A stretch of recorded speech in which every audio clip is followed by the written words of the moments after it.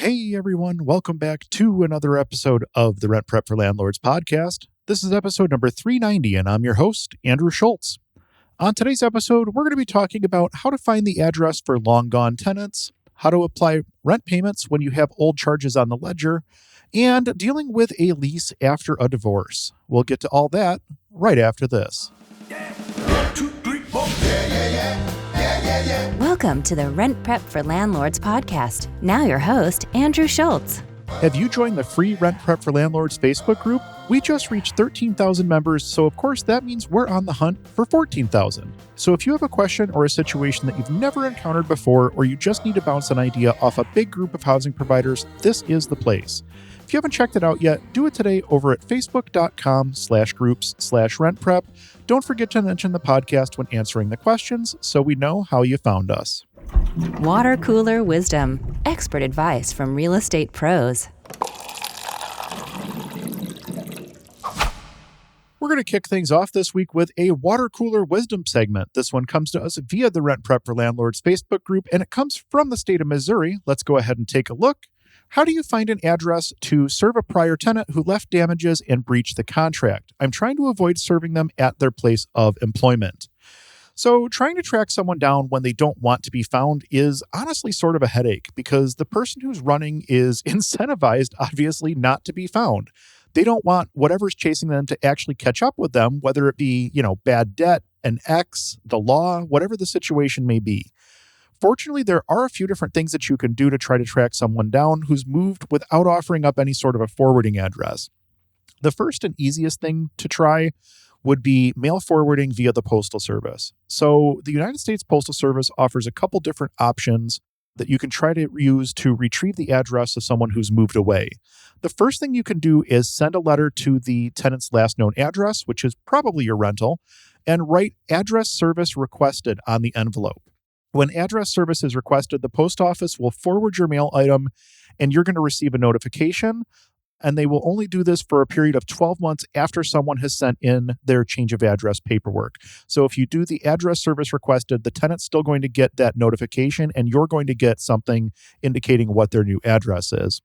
The other option available through the post office would be, again, send a letter to the tenant's last known address and write return service requested on the envelope. In this instance, the post office will return the item to you with either a new address or something indicating that they were unable to deliver because they don't have a new address. The nice thing is there's no time limit for this service, so you can do this even after the 12 months has ended for the address service requested, like we had talked about previously. The next option that I would recommend would be hiring either some sort of a skip trace company or a private investigator to help locate the person. Depending on how much this person owes you, this might be worth spending the cash to do. Generally speaking, skip tracing or having a private investigator locate someone typically isn't terribly expensive. Skip tracing is typically going to be the cheaper option here because it's more database driven and things of that nature versus a private investigator who, again, is probably going to do some database work and then go out and physically seek to find that individual. So with the skip tracing, more often than not, you're going to be able to get an address for the person who skipped out on you as long as it's been a little bit of time and some new addresses have started reporting into the system. And what I mean by that is the databases are only as good as the information that gets fed into them. So it may take a month or two for new addresses for that tenant to start popping up on their credit report as they go forward and update addresses for credit cards and bank accounts and auto loans and stuff like that. Eventually, they're going to update an address and it's going to show up on their credit. It may just take a little bit of time before that actually pops up on any of the database websites. Now, talking briefly about the private investigator route, you can go and have a private investigator actually locate someone for you. It's basically the same as hiring a skip trace service. The main difference being that you have an actual human being going out and actually looking to verify that the address that they have is valid. And you may even find some private investigators that don't necessarily do that step and come in a little bit less expensive. But essentially, if you're just looking for some sort of an address so that you can serve someone, either one of those routes is going to be pretty straightforward and should help you find the person that you're looking for. Another option would be sometimes you can get information from a utility company, such as where a final bill was mailed or if service was established at a new address. Your mileage may vary on this one, and most utility companies take customer privacy pretty seriously, but you may get lucky and find a loose-lipped customer support representative or something along those lines, someone who slips up, says something that they shouldn't have said, whatever the case may be. Again, that's one of those situations where it's manipulative at best and possibly illegal at worst. So I would say, at your own risk for something like that.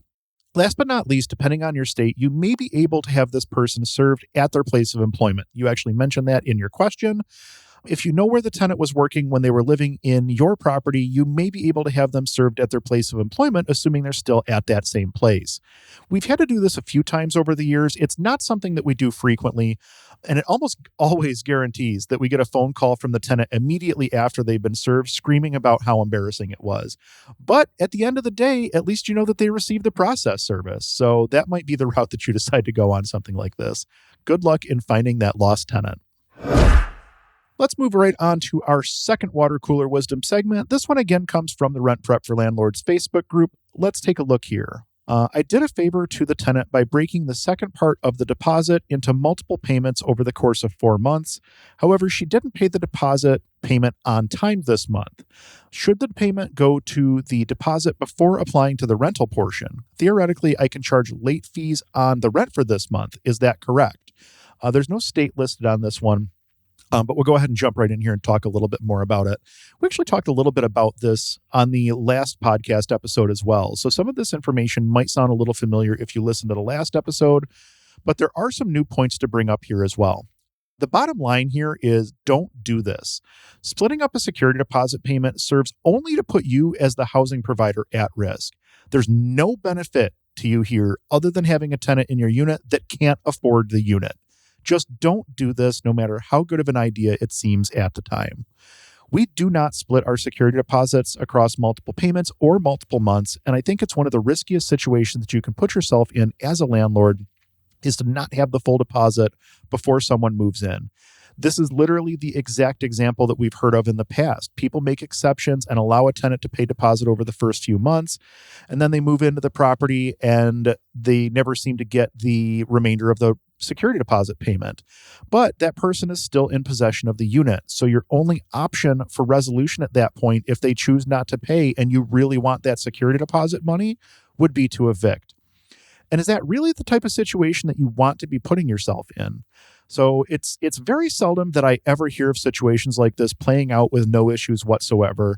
Almost every single time I've heard someone say that they've done something like this, it comes back to bite them.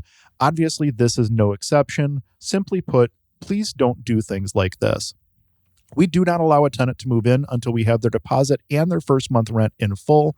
Until they have a $0 balance due on their account, we're not turning the keys over. Now, getting on to your actual question here with regards to how to apply rent payments, this one is actually going to boil down to law, lease, and logic. The first thing you need to do is look at your state law to determine if the state stipulates how you're supposed to apply receipts. In some states, the tenant can specify what the funds are supposed to be applied to just by writing it on the check. Think of it as though you were sending like an extra principal payment in on a mortgage and specifying this is a principal payment, something along those lines. Moving on to lease. Your lease should have some sort of a clause in it indicating that any funds received will be used to pay off the oldest charge first. And in that instance, you would be correct in that the payment would be applied to the deposit first, which would leave a rent balance unpaid. And I would think that you should be able to charge a late fee on that unpaid rental balance. And then finally, moving on to logic. If your state doesn't have rules on how the funds are supposed to be handled and your lease doesn't have a clause in it that states that the oldest charge will be automatically paid first, I would move forward and apply logic here. And in my mind, logic would stipulate that the oldest charge would be the first thing paid off. So if someone sends me a check and they have a portion of their security deposit that's still due, I'm likely applying it to the security deposit first and to the rent second, based simply off the fact that logically that's what you would do when someone sends you a check, would be apply it to the oldest portion of the balance first. So there you have it. That's what I would do in a situation like this. It's pretty straightforward. Try to avoid situations like this whenever possible. But if you're not receiving those funds, I would say that your options are either issue the eviction notice and be prepared for whatever the result of that happens to be, or number two, look into your laws and then look into your lease and see if you're able to apply those funds that you are receiving to the deposit first, leaving that rent charge open, leaving the ability for you to charge late fees as well. Forum Quorum, where we scour the internet for ridiculous posts from landlords and tenants. Our final segment of the week also comes to us via the Rent Prep for Landlords Facebook group. This is our Forum Quorum segment. Let's go ahead and jump right in here. Hi all, my tenants who were married recently divorced, and the wife moved out and the husband stayed behind. The wife asked to be taken off the lease, but I told her she needs to stay on it until the lease is up in July. She just texted me asking if I knew that the husband's girlfriend was moving in and said she doesn't want to be responsible for that. I'm going to let the husband know anyone moving in has to be screened and added to the lease if approved, but how does this work for the wife who moved out? I see the logic of keeping her on the lease, but see her point of not wanting to be responsible for another party. Thank you for your help. So this is a really unfortunate situation for the wife in this scenario, but in this scenario, I would not be removing the wife from the lease. Let me explain why. All of our leases are written so that all tenants are jointly and severally liable for the lease, the entire duration of the lease. And we do that for situations basically exactly like this, where people split up in the middle of a lease and one person moves out and thinks that they should just no longer be responsible for the unit. Having all of the tenants listed as being jointly and severally liable for the lease means exactly what it sounds like. All of the tenants are individually and jointly responsible for all aspects of that lease. That includes the rent payments, any damages, making sure the lease is adhered to, etc. Everyone is both jointly and individually responsible. So in this exact instance, even though the wife is no longer living in the unit, she's still going to be responsible for that unit. The next thing I'll say is that the girlfriend needs to be screened prior to moving into the home as well. I would say to add her to the lease, but you would need the signatures of all three parties in order to add her to the lease. And obviously the ex-wife is not going to sign something adding the girlfriend without also signing something that removes her from the lease. What you can do is require the girlfriend to be screened prior to moving into the home. And at that point, hopefully your lease has some sort of language that allows you to charge an additional rent for the additional occupant. Keep in mind that technically you can't add her as an occupant on this lease for the same reason that you can't add her as a responsible party. You would need all three signatures in order to do that. Actually, I guess you would only need the two, the husband and the ex-wife.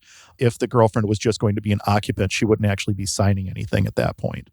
Because the girlfriend is technically not able to be on any of the paperwork, you should be compensated on a monthly basis for having this person hanging around the property.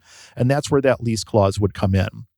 Another option available to you would be to terminate the lease with the husband and wife altogether, rescreen the husband and the girlfriend, and re-rent the home to just them. There isn't really a lot of incentive for you to go this route. You've already been through a full screening process with the husband and the ex-wife. So now you're going to be going through a second full screening process for the husband and the girlfriend, plus generating all the lease paperwork and all the termination paperwork for the old lease, and dealing with the security deposit from the old tenancy to the new tenancy. Really, it doesn't make sense for you to jump into doing something like this until you absolutely have to. You'll eventually have to do this at the end of the current lease term, because at that point, the ex-wife will be under no obligation to remain on the lease, but this is definitely something that you don't need to do immediately. I do strongly recommend screening prior to starting the new lease with the husband and girlfriend.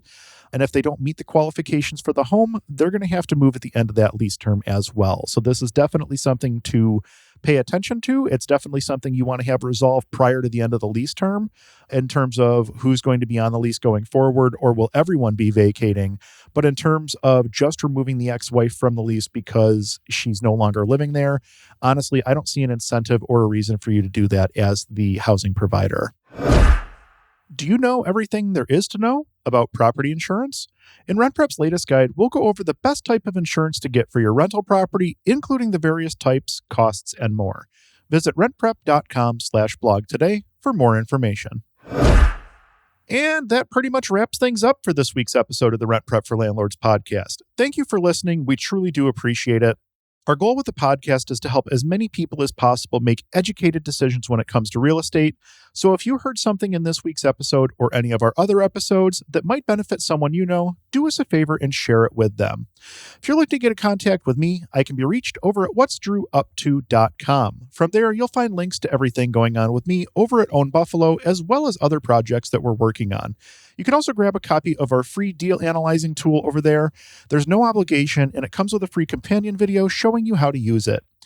If you're looking for top-tier tenant screening services, head on over to rentprep.com. There are multiple products to choose from, including a tenant-paid option. And if you're over 50 doors, ask about the enterprise-level programs and pricing. I've been an enterprise user at RentPrep for years now, and it's definitely changed the way that we screen our tenants. Check that out today over at rentprep.com. Again, thank you so much for listening. We'll be back in 2 weeks with an all-new episode you won't want to miss. Until then, don't forget to check out the Facebook group as well as our YouTube page for more great content. Thank you once again for listening. I'm Andrew Schultz with OwnBuffalo.com for RentPrep.com, and we'll talk to you soon.